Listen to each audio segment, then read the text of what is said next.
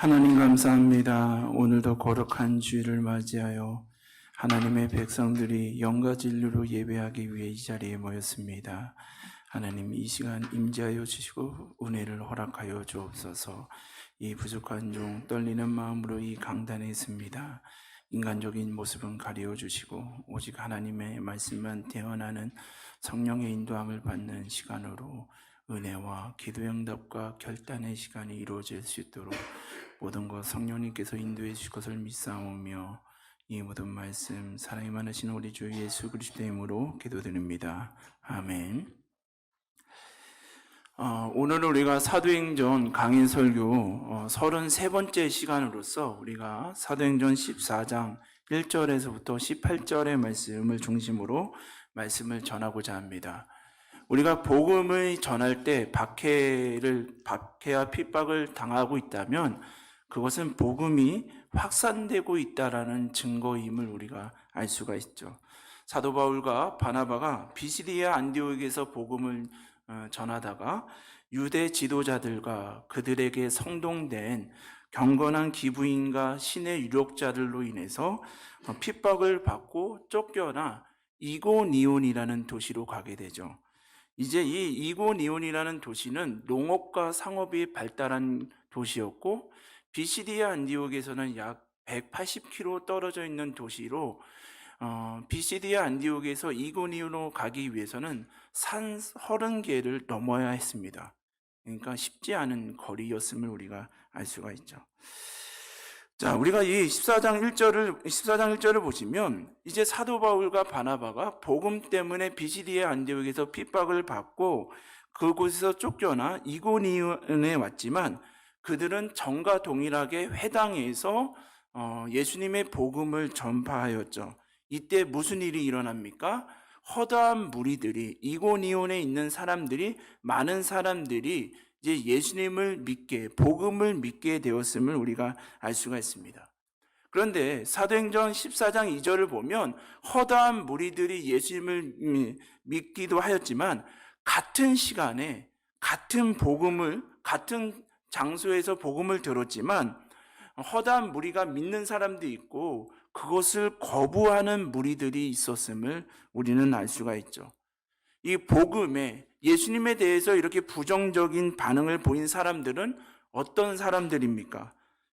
사도행전 14장 2절을 보시면 순종하지 아니하는 유대인들이라고 성서는 말하고 있죠. 이 사람들은 예수님의 복음을 듣기도 전에 이미 그 마음에 불순종의 영이 가득했다라는 것이죠.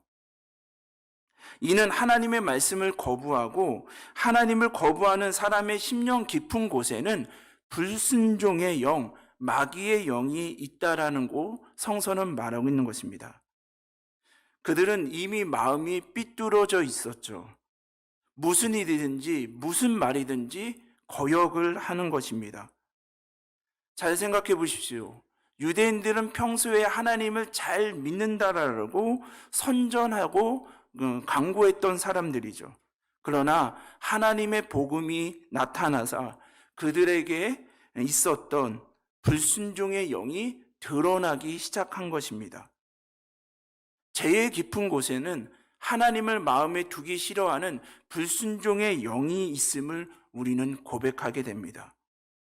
이러한 불순종의 영은 우리의 삶 속에서 하나님을 높이는 것이 아니라 자신을 높이고 하나님의 뜻을 구하기보다는 자기 주장을 주장하고 해보지도 않고 오만하게 말을 하며 부정적인 말을 하여 서로 상처를 주고 끝까지 자기 고집을 피우게 하는 것이 우리 안에 있는 불순종의 영임을 우리는 고백하게 됩니다.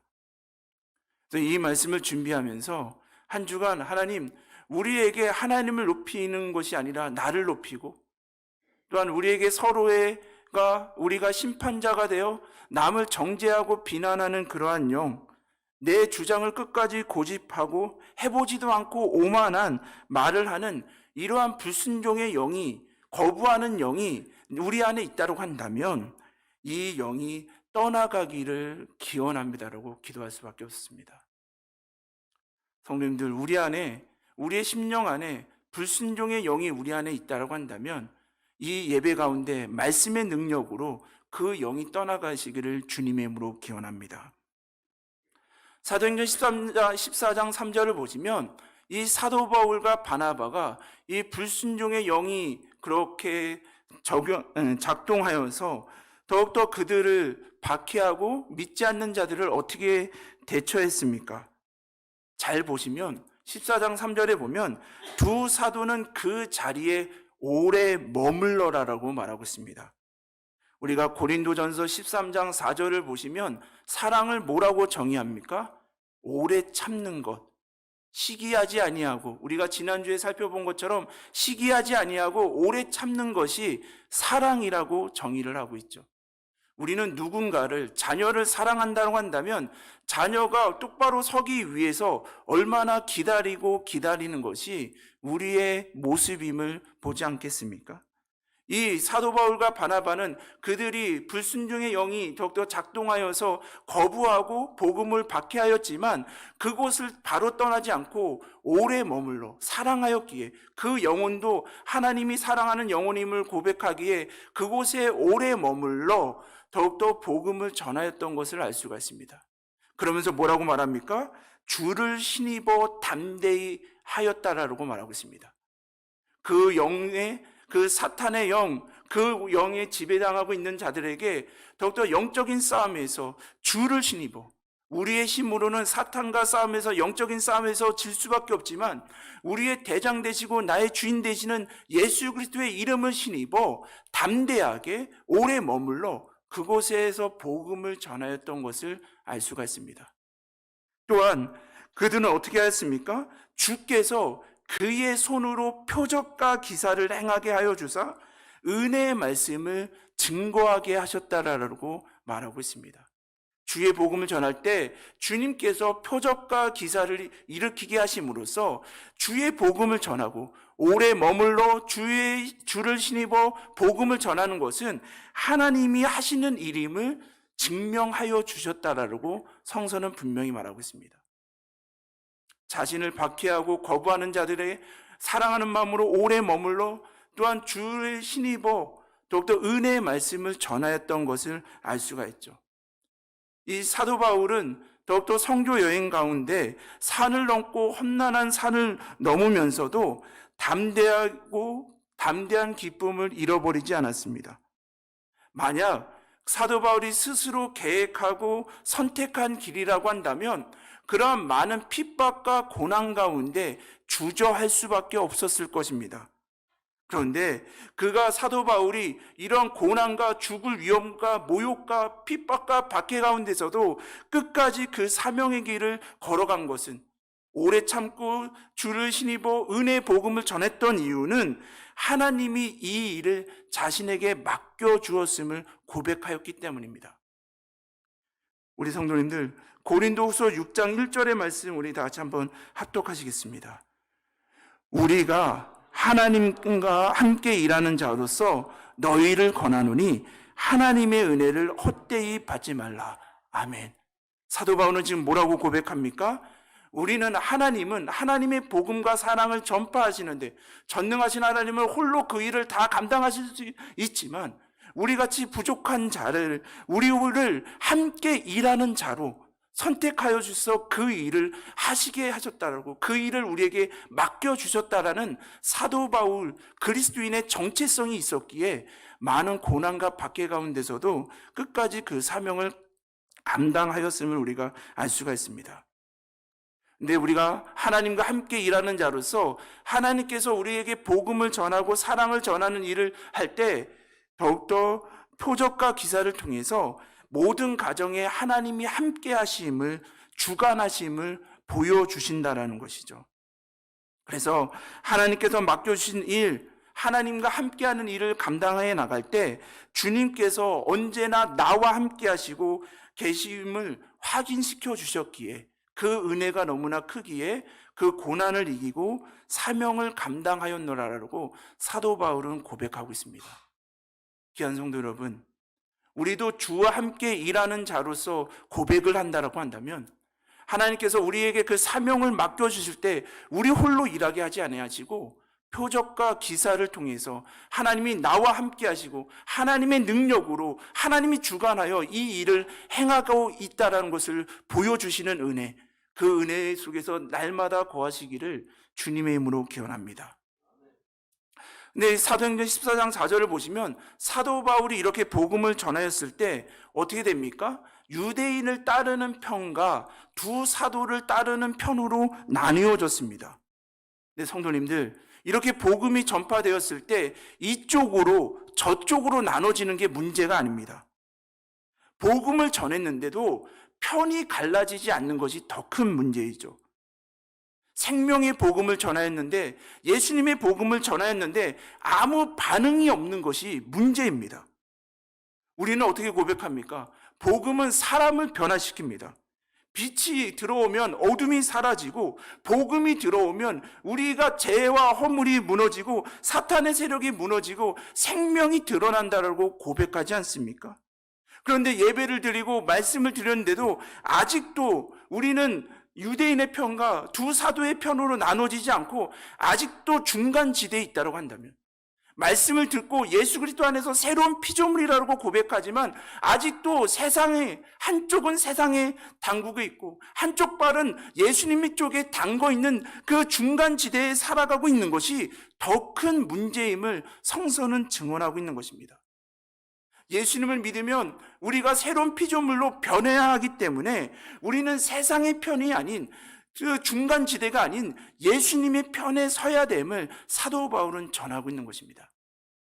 귀한 성도 여러분, 이 예배를 드리면서 우리가 만약 세상의 한쪽, 예수님 쪽의 한쪽에 두 발을 걸쳐 있는 중간 지대, 그런 회색 지대의 삶을 살아가고 계신다고 한다면 예수님의 편에 서시기를 주님의 이름으로 기원합니다. 자, 이렇게 하였을 때 사도행전 14장 5절에서부터 7절을 보시면 이방인과 유대인들이 이 사도 바울을 모욕하고 돌로 치려고 달려들죠. 이렇게 하였을 때 그들이 어떻게 합니까? 이고니온에서 40km 떨어져 있는 루스드라 더베 지방으로 쫓겨나게 됩니다. 얼핏 보면 복음이 패배하는 것 같고 쫓겨나는 것 같지만 하나님의 역사는 복음이 사라지지 않고 그 다른 지역으로 복음이 확장되는 것을 우리가 알 수가 있죠. 특별히 루스드라라는 곳에는 잘 보시면 사도 바울은 큰 도시에 가서 회당에 가서 복음을 먼저 전하죠. 그런데 루스드라는 회당이 없습니다.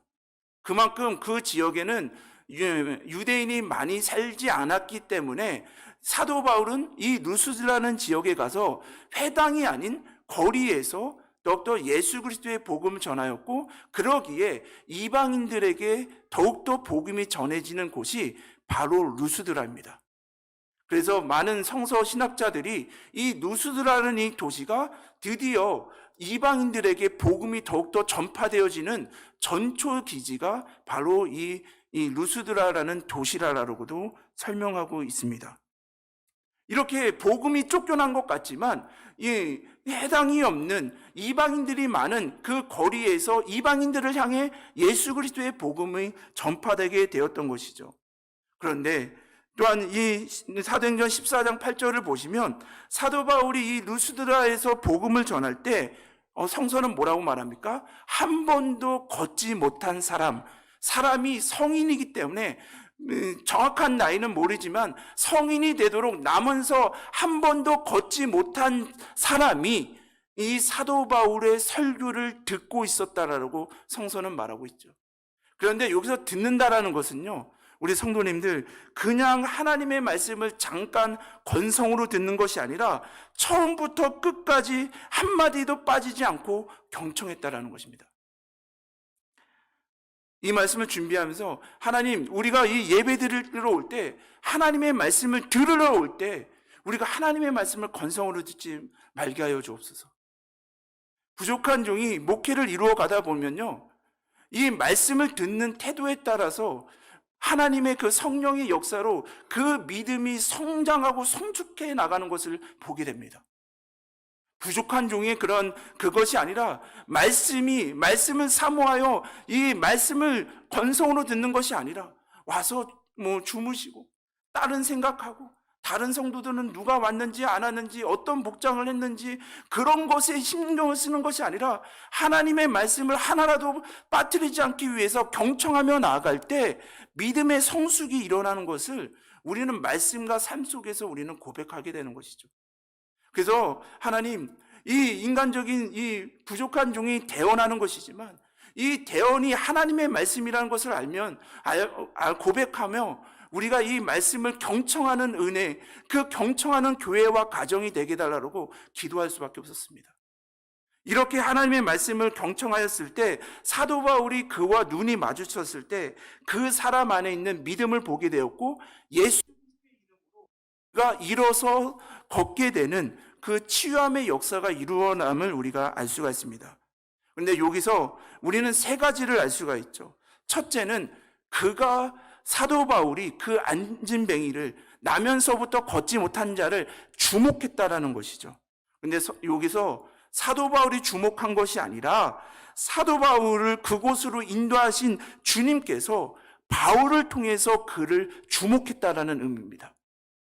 우리 사람이 아무리 주목한다 하더라도 그 안에 어떤 역사가 이루어지겠습니까? 그러나 사도 바울을 통해서 하나님의 말씀을 경청하고 있는 그 사람의 눈으로 봤을 때, 그를 주목하였을 때 예수님께서 주목하니 그런 치유와 회복의 역사가 이루어졌다라는 것이죠. 그래서 이 말씀을 준비하면서 하나님, 오늘 이 예배를 드리면서 우리가 하나님의 말씀을 사모하며 붙잡고 나아갈 때 예수님, 우리 성도님들을 한 분 한 분을 주목하여 주옵소서.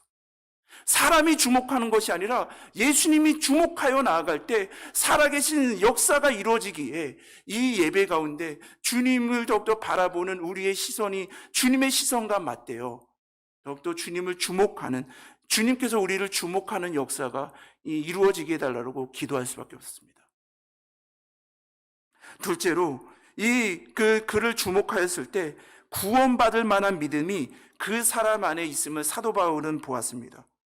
사도행전 14장 9절을 보시면 사도 바울이 주목하여 그 사람을 보았을 때 그 사람에게 구원을 받을 만한, 우리가 원문을 보면 고침을 받을 믿음이 있었다라고 이렇게 말하고 있습니다. 우리가 한번 생각해 보십시오. 이 나면서부터 걷지 못한 사람이 처음에는 사도 바울의 설교를 그냥 들었겠죠. 아무 기대가 없었을 것입니다. 설마 내 병이 고쳐지겠어? 내가 구원을 받겠어? 라는 그러한 사모함이 없었겠죠. 그러나 그 말씀을 듣고 경청하면서 그에게 부딪히는 말씀이 시작되었다는 것이죠. 정말 그 예수가 그리스도라고 하시는데, 생명이고 치료자라고 하시는데 그분이 나에게 오시면, 내가 그를 믿으면 내 병이 고침을 받을 수 있고 구원을 받을 수 있겠다라는 그 말씀을 듣는 가운데 마음의 부딪힘이 있었고 확신이 생겨나갔다라는 것이죠. 말씀이 그 사람 안에서 살아 움직이기 시작했다라는 것이죠.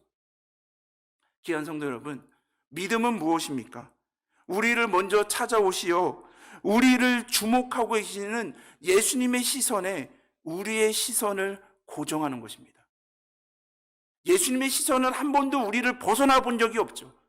그리고 우리의 시선은 예수님보다 세상의 것, 내가 추구하는 것을 바라보느라 예수님의 시선을 고정하기 쉽진 않았지만 예수님은 우리를 향한, 죄와 허물로 인해서 죽어가는 자들, 절망과 슬픔에 있는 우리들을 한 번도 주님의 시선은 우리를 이렇게 벗어난 적이 없음을 우리는 고백하지 않습니까? 그런데 그 주님의 시선과 우리의 시선, 말씀과 기도 가운데 우리 주님의 시선에 우리의 시선이 부딪히는 순간 우리의 삶 속에서 새로운 생명의 역사가 이루어남을 성서는 증언하고 있는 것입니다. 그래서 귀한 성도 여러분, 생명의 역사, 구원의 역사, 치료의 역사를 일으켜 나가시는 주님의 시선에, 주님의 말씀에 우리의 시선이 고정되기를 주님의 이름으로 기원합니다. 그러면 믿음이 어떻게 생긴다라고 성서는 말합니까? 믿음은 우리가 노력해서 인간적인 노력으로 생기는 게 아니죠. 로마서 10장 17절을 보시면 믿음은 들음에서 나며 들음은 그리스도의 말씀으로 말미암았느니라라고 말하고 있습니다. 믿음은 하나님의 말씀으로부터 오는 것입니다. 우리가 이 믿음, 우리의 시선을 주님의 시선으로 고정시키기 위해, 그 시선이 부딪히기 위해서는 하나님의 말씀을 들어야 합니다. 또한 하나님의 말씀을 읽어야 하죠. 우리 성도님들도 아시겠지만 요즘 여신도회에서 다 같이 정말 성서 일독을 위해서, 말씀의 은혜를 받기 위해서 자발적으로 성서 읽기를 하며 은혜를 나누고 있지 않습니까? 정말 이렇게 예수님 말씀을 듣고 성경을 읽고 기도하며 예수님을 인격적으로 만날 때 우리는 더욱더 믿음이 생기는 것을 우리가 알 수가 있습니다.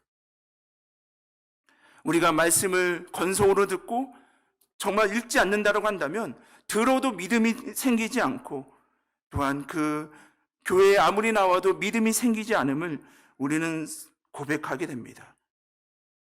예수님의 말씀이 우리의 심령 속에 뿌려지기를 기원합니다. 그때 믿음이 자랍니다.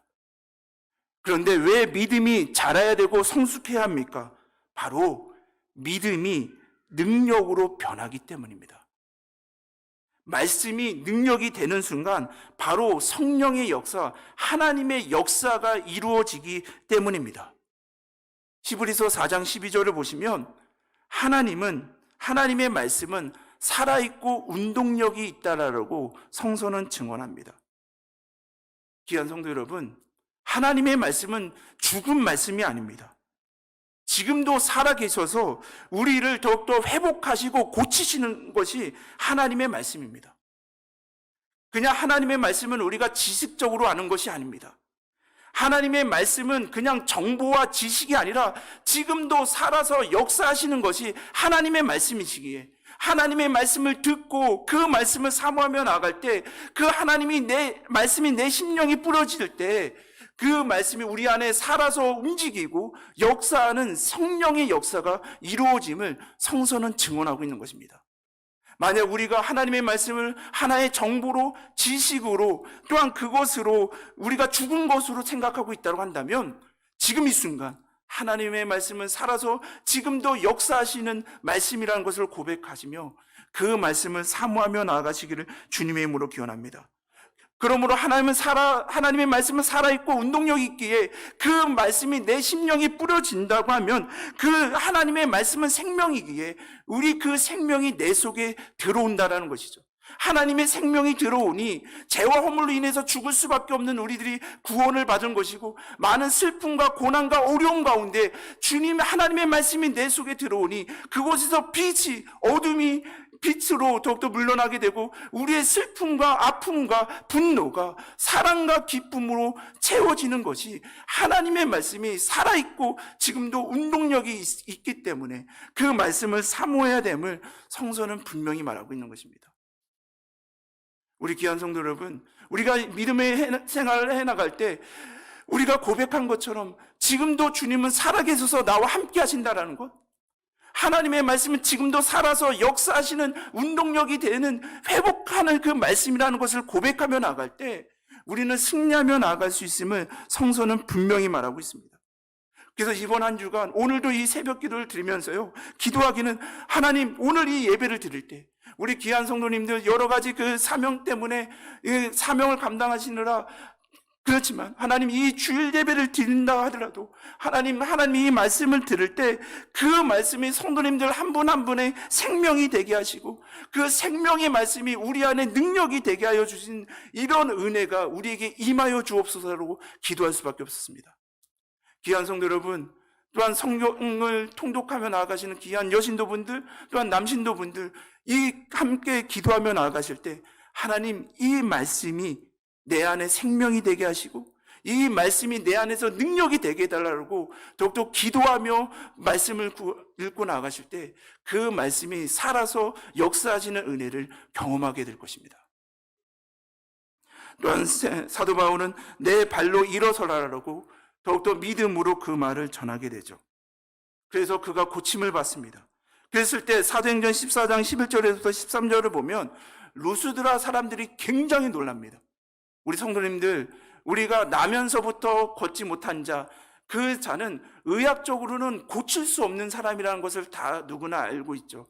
그러나 예수 그리스도의 이름으로 그의 믿음을 통해 생명의 말씀이 그를 치유하고 고쳤을 때 루스드라 사람들이 많이 놀라서 어떻게 합니까?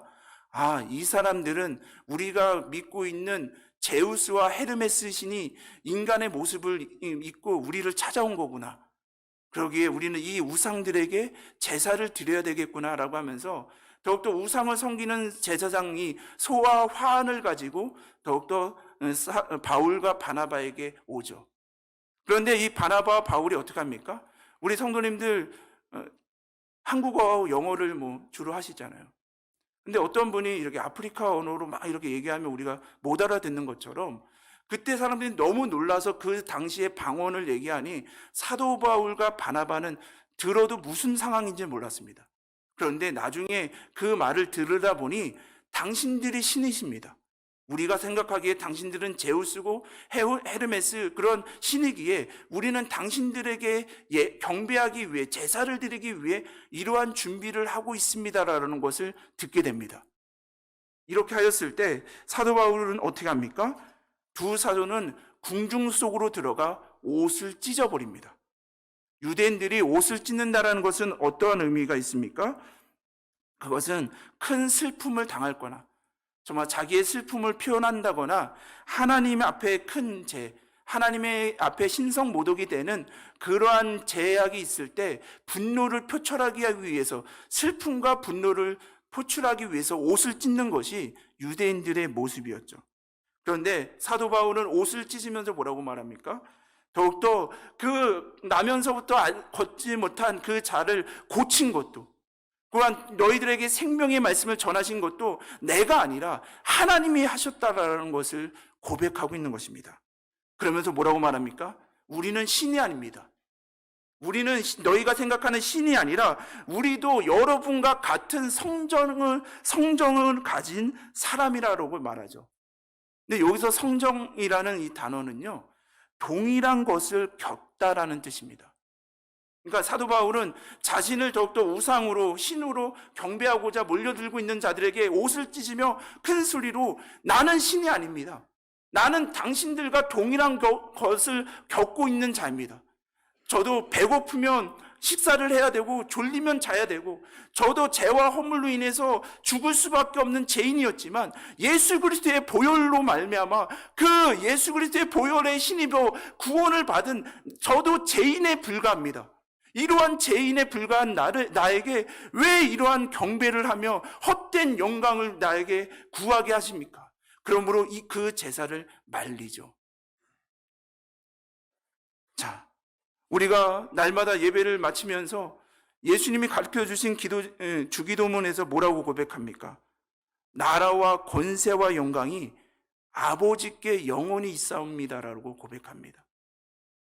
우리 귀한 성도 여러분, 우리가 교회의 사명을 감당해 나갈 때 하나님께서는 우리에게 크고 작은 일을 맡기시며 그 일을 행하게 하시죠.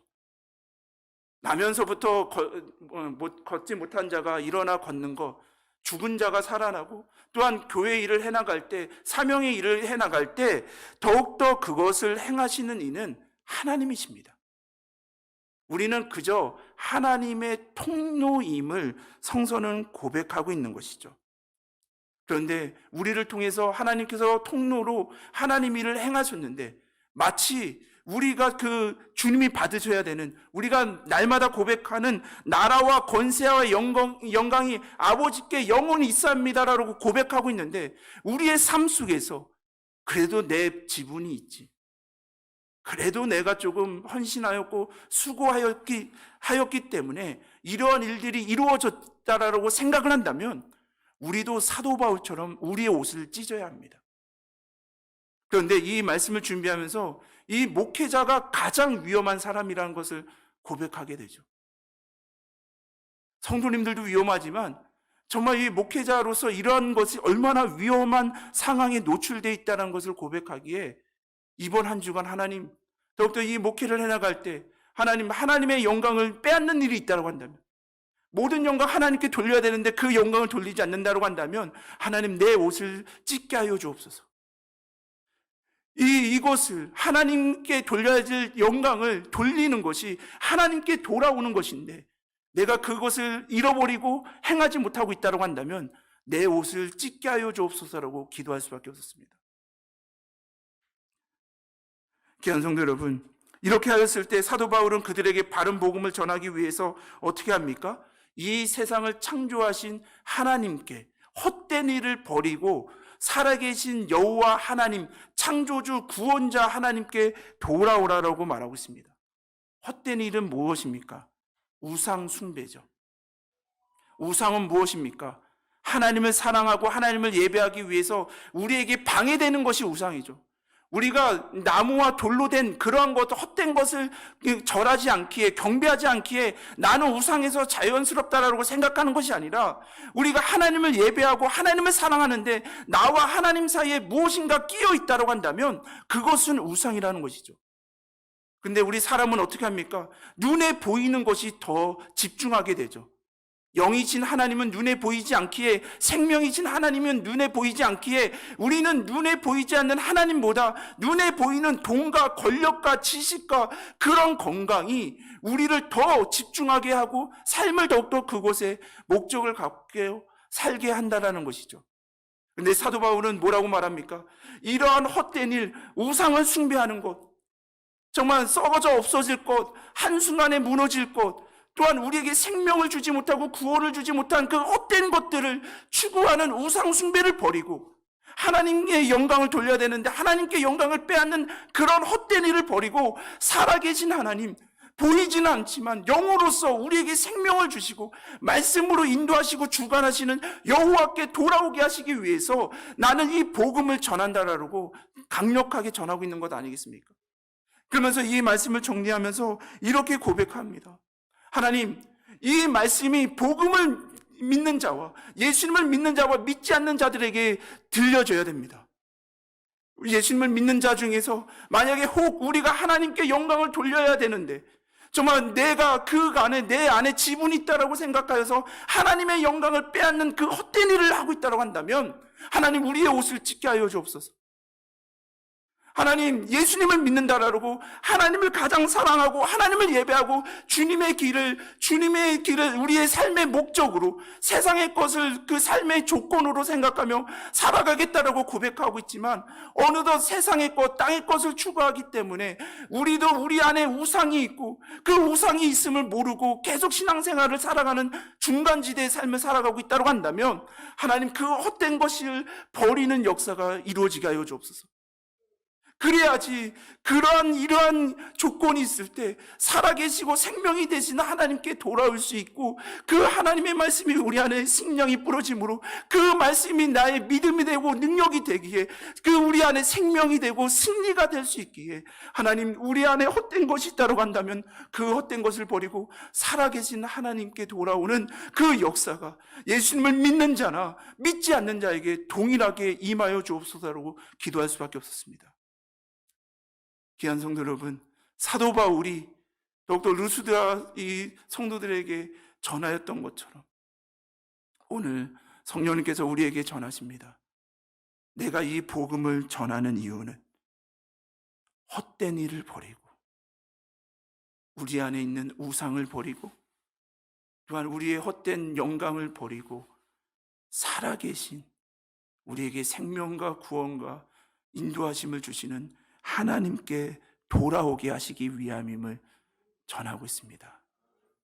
우리 귀한 성도 여러분, 이 부족한 정도 호흡이 멈출 때까지, 우리의 호흡 멈출 때까지 우리가 헛된 일을 버리고 천지와 바다 그 가운데 만유를 지으시고 살아계신 하나님께 돌아오심으로 하나님께서 주시는 능력에 따라 우리가 주님의 복음을 전하는 사명을 전하는 그 믿음의 길을 계속 걸어가시는 귀한 우리 성도님들과 이 부족한 종 되기를 주님의 이름으로 기원합니다.